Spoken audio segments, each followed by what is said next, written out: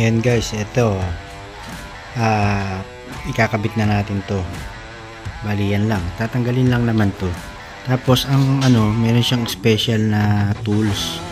So ito namang special na tools na to, kasama na to sa gamit sa pagkabili mo ng Vespa mo. So yan, ito lang, ikot lang yan, tapos yun na, tatanggal na yan. Yun lang, ikutin mo lang yan.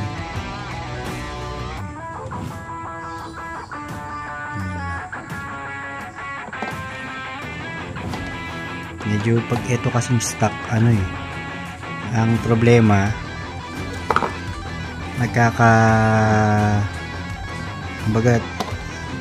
kakadikit yung bitin yung paanong angkas.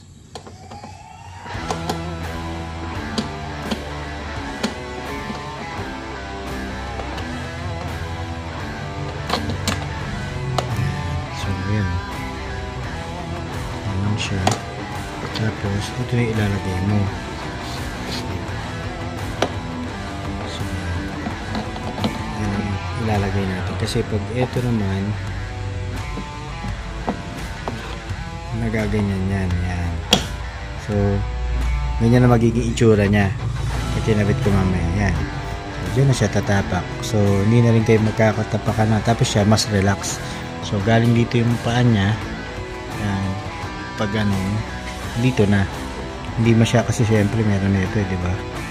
So dito na siya, mas comfortable yung angkas natin. So ganun lang kasimple guys. So ayan na siya. Bagay kasi dito sa chrome niya, may chrome kasi siya sa side yan. So ito, hindi ko pala natatanggal. So chrome yung mga parts na, yung mga gilid niya. So bumagay dito. Yan, para dun sa stock na black.